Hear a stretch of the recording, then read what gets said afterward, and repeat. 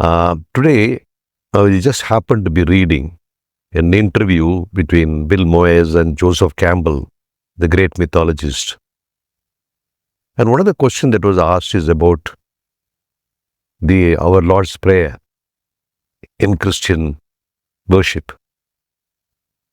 Why do we say our Father in heaven? Could it not be our Mother in heaven? Now, Joseph Campbell answers this question beautifully, which is applicable to every aspect of worship and prayer that we do. When we say our Father in heaven, Father and heaven are not something which is physical. It is something what we call metaphorical.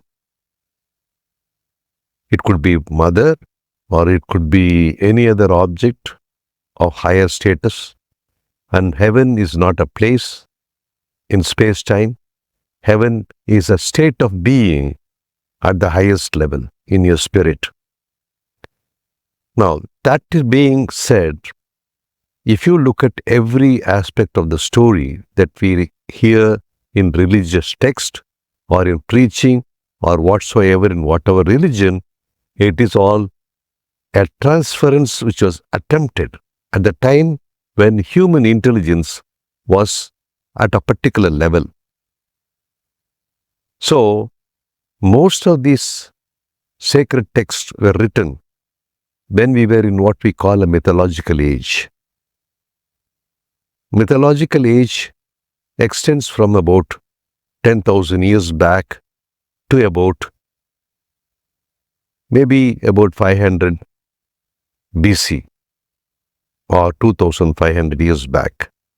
And slowly philosophical thinking came into being and we started looking at the meaning of these mythologies in a much more deeper manner.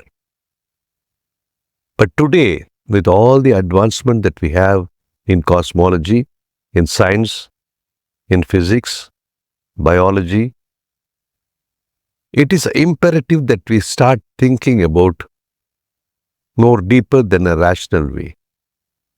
So this is what I wanted to communicate with this particular small video, and I will close it with another beautiful example from the Hindu mythology. When Vishnu in the Krishna avatar is in Vrindavan with his 1,000 gopis, each of the gopis are very happy in the company of Krishna. Narada has got a great doubt. How can Krishna satisfy 1,000 gopis in Vrindavan? So he wants to make a personal inspection. He comes to Vrindavan and visits the house of each gopi and finds that in each of them there is a Krishna, identical. And identically keeping all the gopis in a happy state through his music. And this is totally a metaphorical statement, not a physical fact. A metaphorical statement of how divine consciousness has got no limitation as far as space-time is concerned. If you look at this particular mythology of the gopis and Krishna, the cowherds. Now the word gav in ancient Sanskrit has got another meaning apart from cow. It means supreme or cosmic consciousness. So the embodiment of this divine consciousness is the divine, which manifests in certain forms so that we can understand from our human mind the power of the divine and its influence on our lives.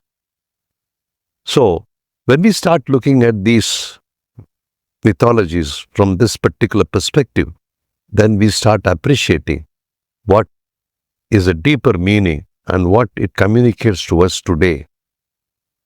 So, in every prayer that we offer, in everything that we do, If we are able to take our thinking to this dimension, then I think we have achieved a great deal in our own spiritual growth.